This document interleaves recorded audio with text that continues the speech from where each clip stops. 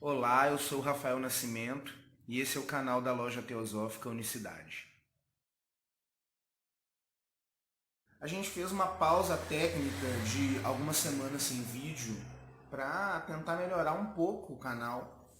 E é claro que não está 100%, mas eu acho que chegou o momento de a gente voltar a fazer os vídeos e à medida que eles forem feitos, a tendência é a gente melhorando realmente. E é isso aí, vamos para a prática agora, né? Bom, o tema de hoje do vídeo é Bhakti Yoga, a yoga da devoção. Então, primeiramente eu queria pontuar 3 coisas com vocês. Primeiro, yoga não é ginástica. Yoga é uma filosofia muito antiga, uma filosofia da Índia nos seus tempos áuricos, e é uma filosofia espiritual, né? De grande profundidade. E a yoga, que comumente as pessoas às vezes confundem com ginástica, é a Hatha Yoga, a expressão física da filosofia da yoga, que por si só não é apenas ginástica, não possui apenas o aparato de desenvolvimento físico, mas também traz a filosofia espiritual para a prática. Bom, mas o ponto que a gente vai focar hoje é a Bhakti Yoga, a yoga da devoção. E a devoção, dependendo do temperamento de cada indivíduo, pode ser uma ferramenta importante para alcançar o objetivo da filosofia da yoga, que é a união com o eterno, com o divino. Então vamos agora ver as imagens e falar um pouquinho sobre elas.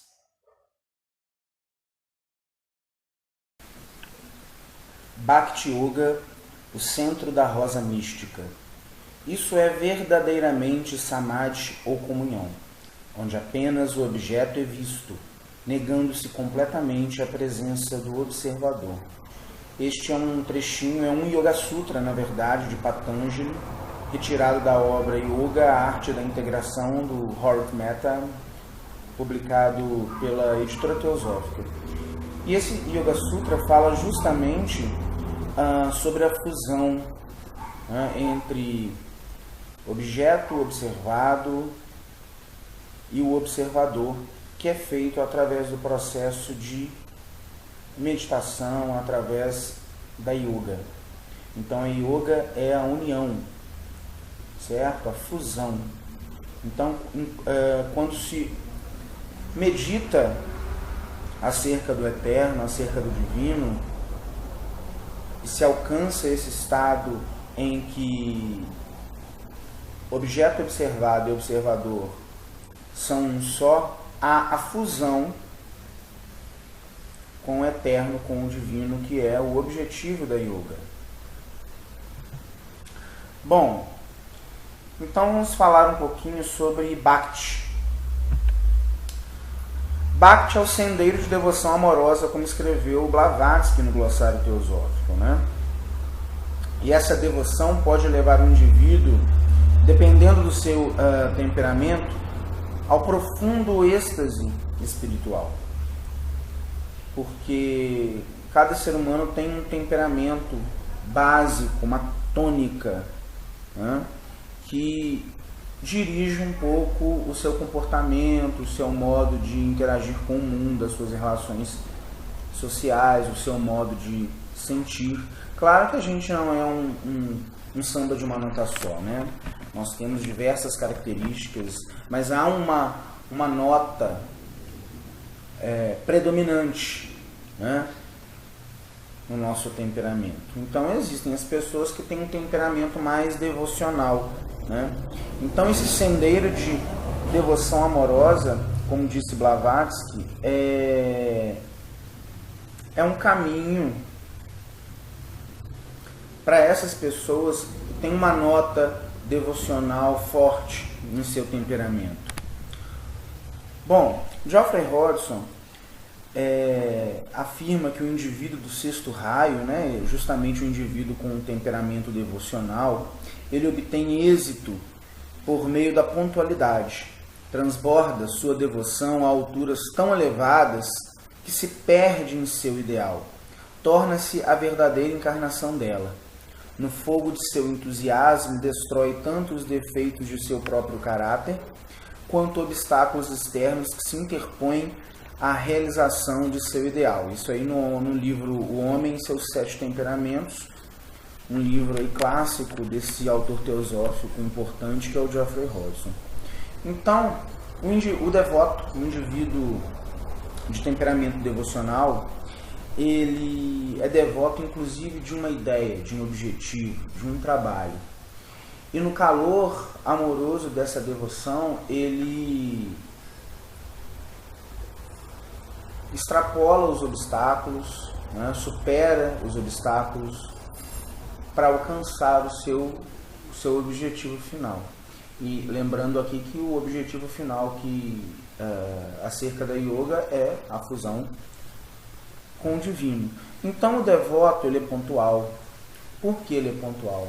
Porque ele é devoto, inclusive, por exemplo, do seu trabalho, das suas funções, né, das coisas que ele realiza. Então,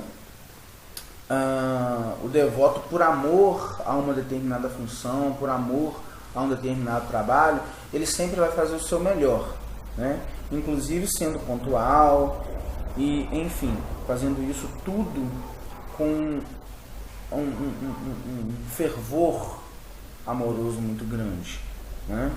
Devoto não é só aquele que ama uma determinada imagem, ama uma determinada figura, né, de sua tradição filosófica ou religiosa. Bom, agora eu vou citar um pouco aquela obra que eu falei para vocês no início do vídeo, Vivekachudamani, do Shankara. A suprema joia de sabedoria, Vivekachudamani, valida a devoção como um caminho precioso, já que as escrituras demonstram diretamente que Shraddha, fé, Bhakti, devoção, e Dhyana, meditação, e Yoga, a união, são as causas que trazem a emancipação da servidão da existência encarnada, fruto de avidya, de ignorância, o aforismo 48. Então nós estamos aqui, né, como diz o budismo, nessa roda de samsara, nessa ilusão, né, que provoca as encarnações compulsórias, porque nós, em nossas ações, em nossas vivências, geramos karma, né, com pensamento, com ações, com relações, e esse karma nos dirige a essas reencarnações compulsórias, porque nós precisamos aprender com as situações e superá-las, e começarmos a não gerar esse karma que alimenta as reencarnações compulsórias para atingirmos a libertação. Então, Vivekachudamani de Shankara diz que a fé, a devoção, a meditação e a união, a yoga, são causas que podem trazer essa emancipação da servidão da existência encarnada, que é fruto de avidya, fruto de ignorância, do nosso não conhecimento acerca da ciência do espírito, da sabedoria do espírito, da Atma Vidya, como é dito em teosofia. Vamos então aqui, olha gente, eu estou tentando melhorar os vídeos do canal, mas os problemas domésticos continuam, então barulhos, ruídos vão sempre aparecer, né? Então, desde já me desculpo com todos. Mas olha só, não se deve compreender essa fé, como é dito no Vivekachudamani, como uma crença cega, supersticiosa, mas como um percebimento da presença de algo.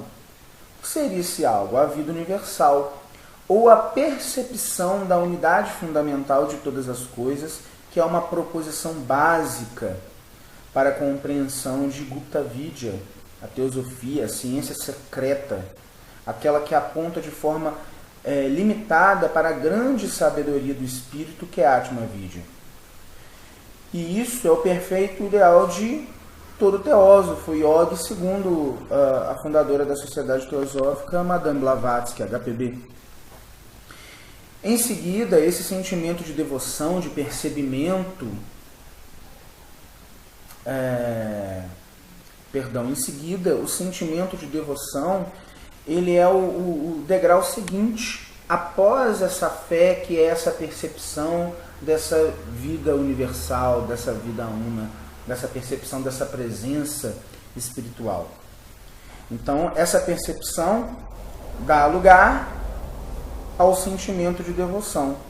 Porque quando se percebe algo, e aquele algo nos deslumbra com sua profunda luz, com sua profunda beleza, com seu profundo sentimento de amor e compaixão, é natural que, em seguida, nós desenvolvamos devoção a esse percebimento. Bom, e essa devoção, ela nos impele para a raiz das coisas. Mesmo que o portal se estabeleça através de uma imagem que personifique, de algum modo, aquela presença misteriosa da grande vida universal. Como assim? A imagem de grandes biografias, de grandes instrutores espirituais, como Buda, Pitágoras, Jesus, Zoroastro, elas personificam de alguma maneira na existência encarnada na Terra, como, entre aspas, avatares, a presença dessa grande vida universal. Então, o indivíduo que é devoto e começa a perceber a unidade da vida, a unidade fundamental de toda a existência, dessa grande vida universal, ele naturalmente dirige a sua devoção a figuras cuja biografia transborda esse sentimento de unidade espiritual e universal. Então esse é o portal, né? É a porta, né, que leva o indivíduo de temperamento devocional a trilhar a senda espiritual. Bom, e isso vai variar de cultura para cultura, né?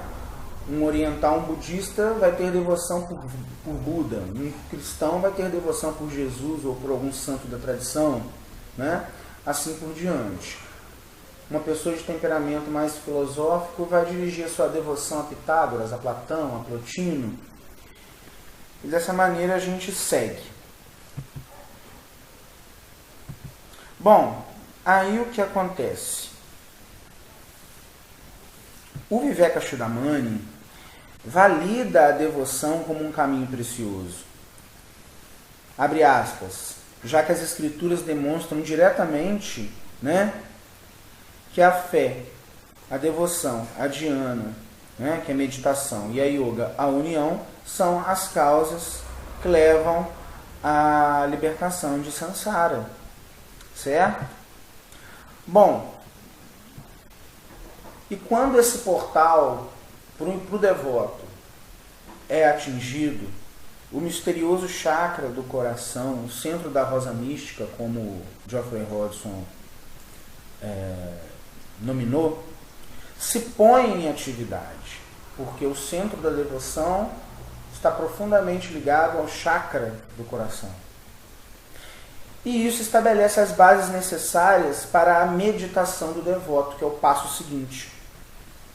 O signo da rosa, o símbolo da rosa no Ocidente, né, nos remete a este processo e a seu resultado, já que no início tem-se um botão simbolizando a individualidade, um portal, que desabrocha gradualmente, abrindo-se ao universal. É o coração que se abre para o amor, para que o amor búdico encontre passagem. Então, no início da trajetória, a senda espiritual de cada ser humano, o seu desenvolvimento e o seu estágio final pode ser simbolizado através do símbolo da rosa, que começa como um botão, o individual, o percebimento da individualidade, que se abre ao universal, ou seja, ao espírito universal, a percepção do espírito universal. Bom, então Geoffrey Hodgson descreve o seguinte naquele livro que eu mostrei para vocês, né?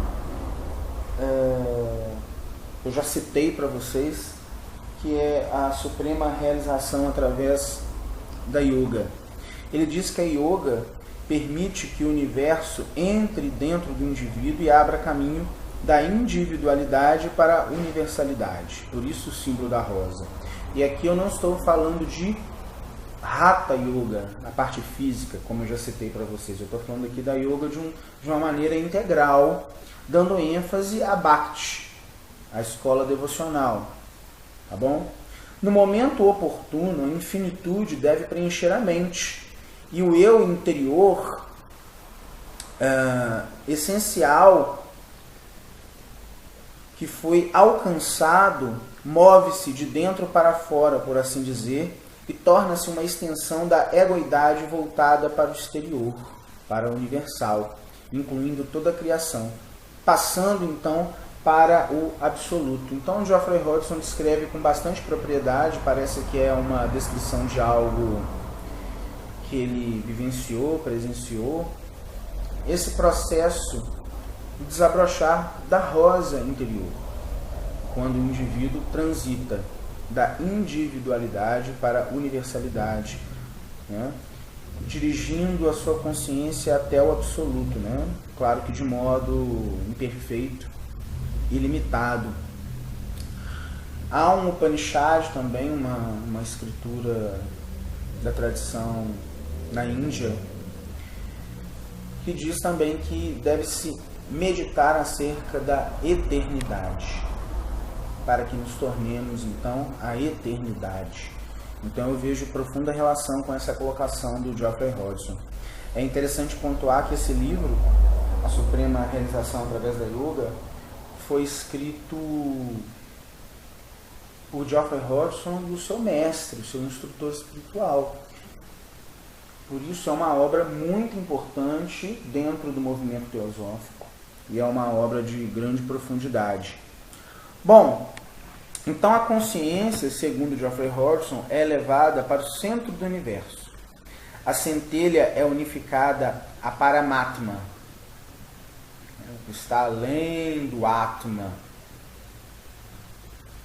ou o grande Atma, a vontade una de tudo, a causa. A pessoa é então levada pelo pensamento, pela aspiração e vontade, à união com o Logos cósmico, com o Logos solar. A consciência passa então para além do Logos cósmico, chegando ao limiar daquilo que é infinito. O yogi procura se unificar com aquilo que é infinito. E o devoto é finalmente levado à culminação de todo o exercício da yoga, quando o pensamento da existência separada cessa.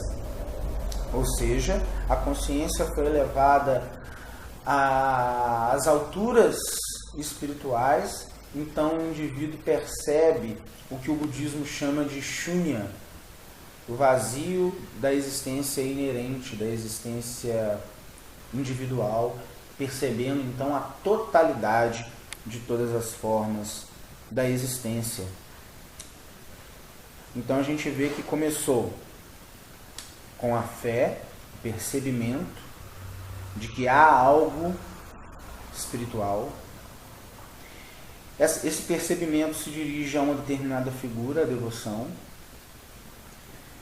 Essa figura de devoção é um portal para a meditação, né?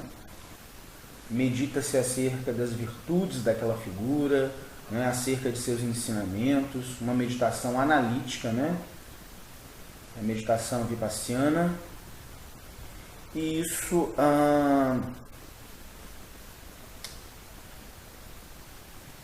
leva o indivíduo à união, à yoga.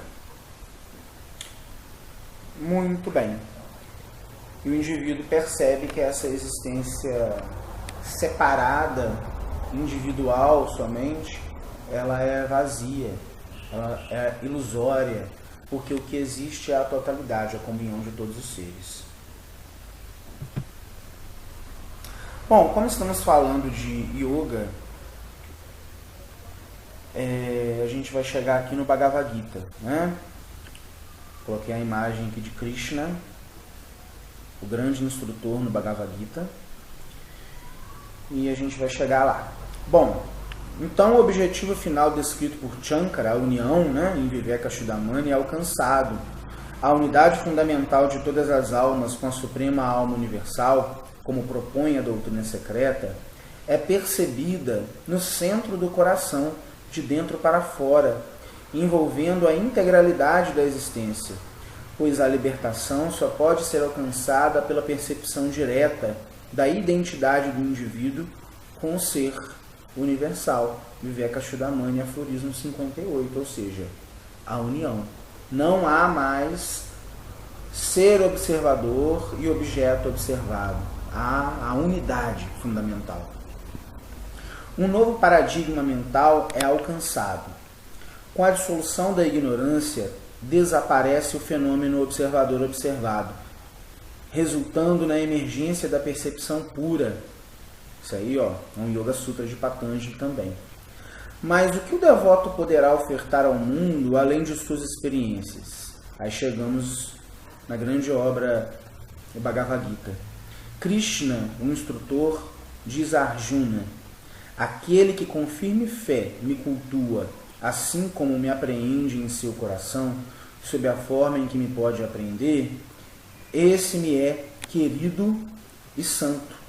Mas quem me compreende como o eterno, o anônimo, o imanifesto, o inconcebível, o supremo, não limitado por forma alguma, o infinito, quem me cultua desse modo e, contudo, enxerga a minha presença em todos os seres e, praticando o bem, vive jubilosamente, este acabará por se unir a mim.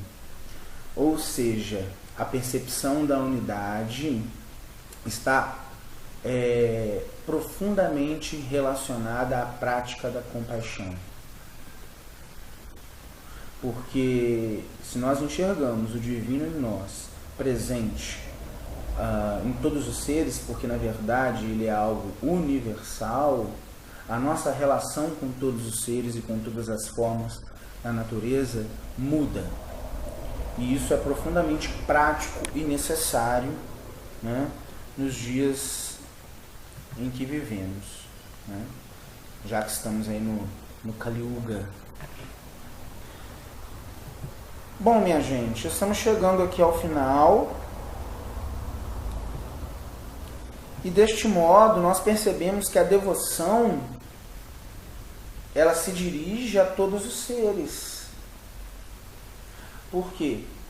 Se inicialmente somos devotos de uma biografia, de um instrutor espiritual, dotado de virtudes, de compaixão por todos os seres, a maior prática de devoção que podemos ofertar a esse indivíduo é seguirmos o exemplo dele.